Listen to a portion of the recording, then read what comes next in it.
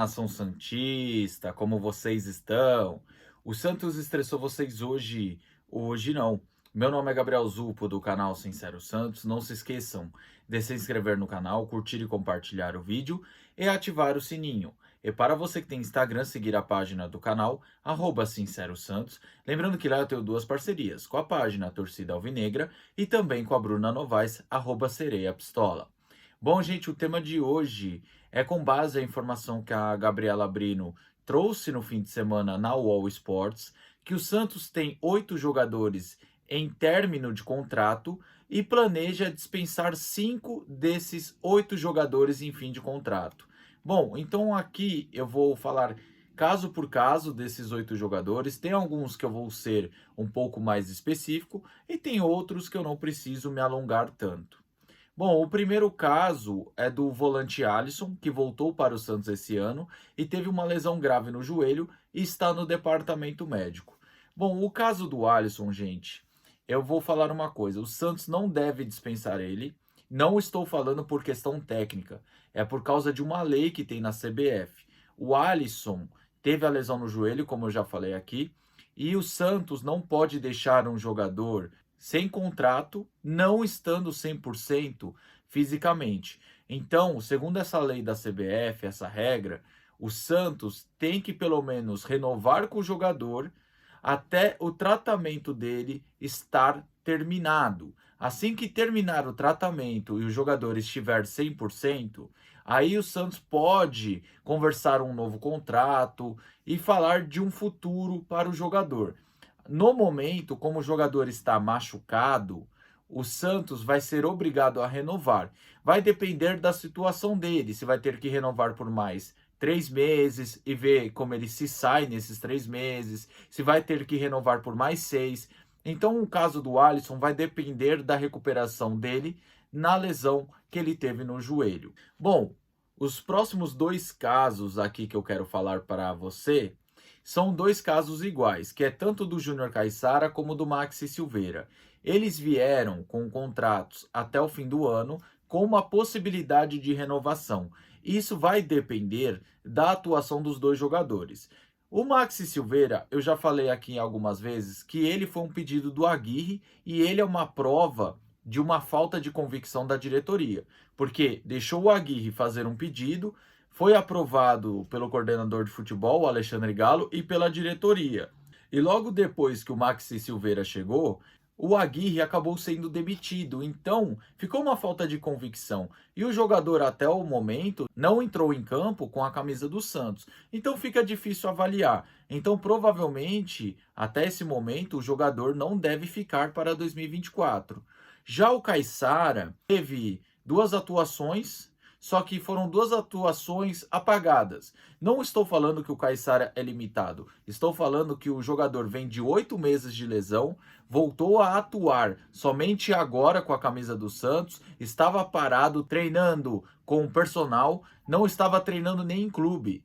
Então, a questão do Caissara, ele ainda tem que recuperar a forma física. E como eu falei, ele atuou muito pouco para eu falar, ó, deu certo ou deu errado, ok? No pouco que ele atuou, eu posso falar que a partida contra o América Mineiro, ele não foi tão legal, mas estava voltando de 8 meses sem jogar, como eu já falei aqui. E a partida contra o Bahia, ele já conseguiu ser um pouco mais razoável. É muito pouco ainda. Então, o Caissara eu vou manter essa dúvida. Agora eu vou para os 5 jogadores que devem ser dispensados. Dos 3 do Água Santa, eu falei, o Gabriel Inocêncio era uma contratação assim que fazia sentido pela carência do Santos. O Luan Dias era uma aposta arriscada, mas era um jogador que não era tão velho para ser uma aposta tão arriscada como era a do Bruno Mezenga. Então, dos 3, a aposta no Bruno Mezenga foi uma aposta totalmente arriscada. Então, nessa questão do Mezenga, eu falava, olha, gente, é uma aposta, é um jogador que tem mais de 34 anos, é um jogador que nunca jogou na Série A, só no início da carreira. Então, fica muito difícil que ele desse certo no Santos. Poderia acontecer, no futebol tudo é possível, só que mostrou ser um jogador muito lento e não ter nível de Série A. O Luan Dias é outro jogador que, além de ter vindo machucado do Água Santa, mostrou que não tem um raciocínio rápido para a Série A do Brasileirão. Mostrou também tomar decisões erradas dentro do campo. É outra aposta que deu errado. Só que a do Luan Dias já é uma aposta que você fala, pô, até que o Santos pensou um pouco em trazer o jogador, porque ele tinha tido destaque no Paulistão, jogando ali como meia. Só que assim, o jogador não deixava de ser uma aposta. Poderia dar tanto certo como dar errado. E acabou dando errado, infelizmente. Não é à toa que a gente não tem visto ele mais em campo. Agora, a outra aposta do trio do Água Santa era o Gabriel Inocêncio, que eu falei, que dos três era a contratação que tinha um pouco mais de sentido pela carência e ser um jogador que jogava nas duas laterais. O Gabriel Inocêncio teve até umas atuações razoáveis no início da sua passagem aqui no Santos, mas mostrou ser um jogador totalmente de divisões abaixo da Série A, porque é um jogador que não tem a dinâmica, não tem o raciocínio, não tem a intensidade de Série A. Você vê pelos erros dele nas partidas que é um jogador que não tem o pensamento de jogador da Série A. Parece que ele fica deslumbrado de estar jogando a Série A, porque é um jogador com 28 anos e é um jogador que está jogando pela primeira vez em um clube na Série A. Se você pegar todo o currículo dele, o clube de maior expressão que ele passou antes do Santos era o Vitória, na época que o Vitória estava nessa transição de Série C para B, sabe? Então, você vê que o Gabriel Inocêncio sentiu o peso da camisa e sentiu o estilo de jogo e sentiu também a intensidade. Então, esse trio do Água Santa foram 3 apostas. E na real, foram contratações no desespero, porque o Rueda não tinha conseguido trazer ninguém entre o Paulistão e o início do Brasileirão. Aí contratou esses 3 jogadores achando que a torcida iria ficar quieta. Só que foram 3 jogadores, uma aposta sem sentido, que é a do Bruno Mezenga, que eu até falei na época, que era uma aposta bem mais arriscada. A do Luan Dias até fazia um pouco de sentido, pelo destaque que ele teve no Paulistão. E a do Gabriel Inocêncio fazia um pouco mais de sentido que as outras duas, mas também é um jogador que nunca tinha convivência na Série A. Agora, outro que pode ser dispensado vai ser o Camacho, e ainda bem.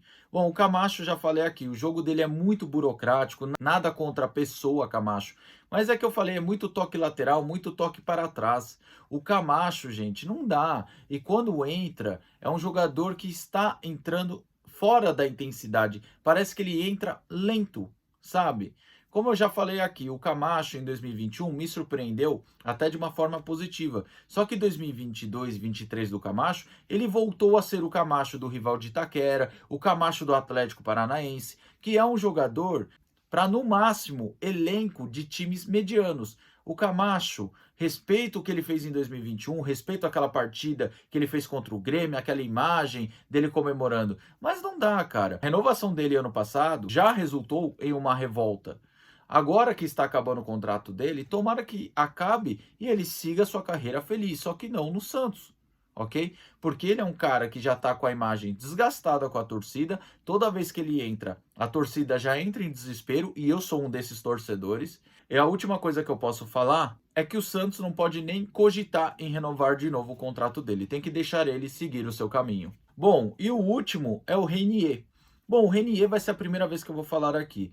O Renier, que foi lançado no profissional pelo Gesualdo, quem não lembra, ele foi tratado como novo raio, multa milionária. Só que assim, o jogador, além de ter sido tratado como novo Neymar, sendo que ele não é, o Renier no início até mostrava ter algum potencial. Só que é o que eu falo na base. A gente tem um costume ruim de achar que qualquer joia da base vai ser igual ao Neymar, mas a gente tem que entender que não vai ser. Para ter outro Neymar, Rodrigo, vai demorar muito, tá? Agora, a questão do Renier, a prova que ele não conseguiu evoluir aqui no Santos foi 2 motivos. Ele teve lesões graves no joelho e não conseguiu se firmar no profissional. Por isso que o jogador ficou só no sub-20. E o Renier você nunca viu em campo no profissional. Como eu falei, o resultado do Renier não ter dado certo, você pode pôr culpa do destino, e quando eu digo destino, das lesões, porque era um garoto que até tinha potencial.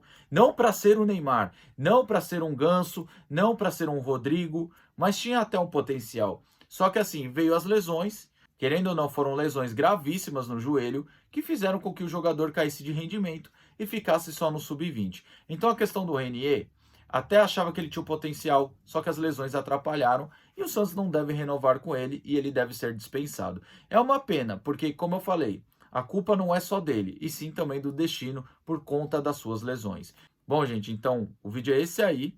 Tá aí os 8 jogadores que estão em fim de contratos e os 5 que podem ser dispensados assim que acabar a temporada. Espero que vocês tenham gostado do vídeo. Tamo junto, até a próxima e sempre Santos.